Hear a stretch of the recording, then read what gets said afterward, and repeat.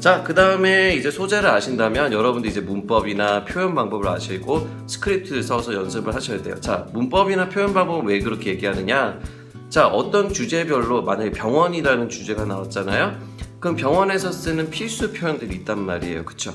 예를 들어서 hospital, surgery, doctor, nurse, 뭐 clinic 뭐 이런 등등. 그러니까 그런 것도 되고 표현 방법도 되고 그런 get an injection, 뭐 주사를 맞다 이런 표현들을 알고 계셔야 돼요. 자, 그런 게 없으면 일상생활 영어에서 얘기를 할 수가 없다고 봐야 되겠죠. 자, 그 다음에 여러분들이 스크립트를 많이 쓰셔야 돼요. 자, 그 다음에 이제 여기서 여러분들이 많이 얘기하시는 거 뭐냐면, 그러면 스크립트를 어떻게 많이 읽으면 돼요? 아니면 많이 뭐 복습하면 돼요? 자, 자기가 쓴 스크립트는 적어도 외워주려고 생각하세요. 자, 제가 주는 교재를 절대로 외우시는 건 아닌데, 자기가 쓴 교재 스크립트 정도는 외우다기보다는 좀 많이 그걸 읽으면서 자기 걸로 만들려고 연습을 하셔야 돼요. 자, 강의에서 배웠던 주제나 문제 유형들이 반드시 거의 대부분 실제 시험에서 나온단 말이에요. 그러면 여러분들이 그것도 잘 학습을 못한 상태에서 그냥 단순히 한번 스크립트를 써본다는 개념으로 한다는 것보다는 이게 정말로 내가 오픽에서 써먹을 내용이다, 그리고 써먹을 스크립트다 생각하면서 공부하시는 게 맞겠죠. 자, 그 다음에 가장 마지막에 하는 게 뭐냐면 시간 배분이라는 게 있죠.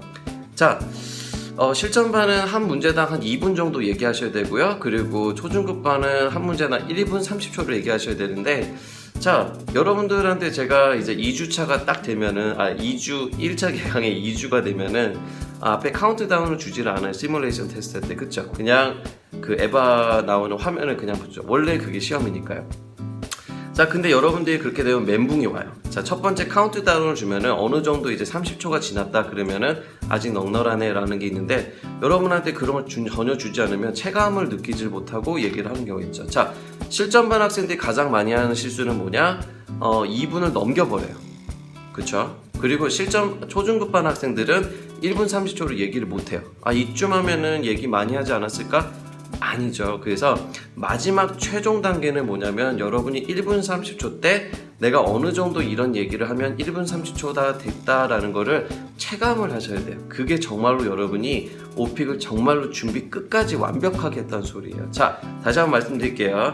처음, 여러분들은 문제 유형을 파악하셔야 돼요.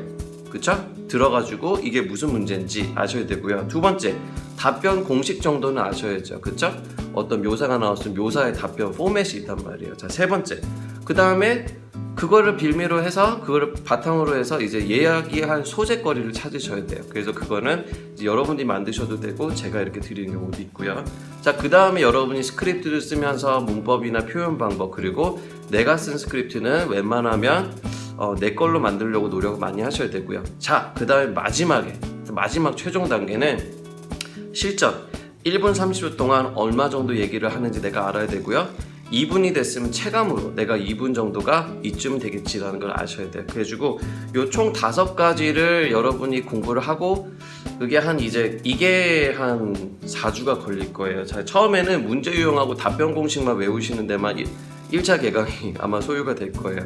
자, 2차 개강 때는 소재 그리고 스크립트 쓰는 것도 원활할 거고요. 그 다음에 그때는 이제 시간 분배하는 것까지 배우게 됩니다. 그래서 오픽은 여러분들 단순히 내가 말을 잘한다고 해서 그 영어를 잘한다고 해서 되는 것도 아니고, 영어를 못한다고 해서 점수를 못 받는 것도 아니에요. 그래서 요 5가지를 차례대로 저와 같이 공부를 하시면 여러분들 오픽 성적이 잘 나올 수 있으실 거라고 저는 믿고 있습니다.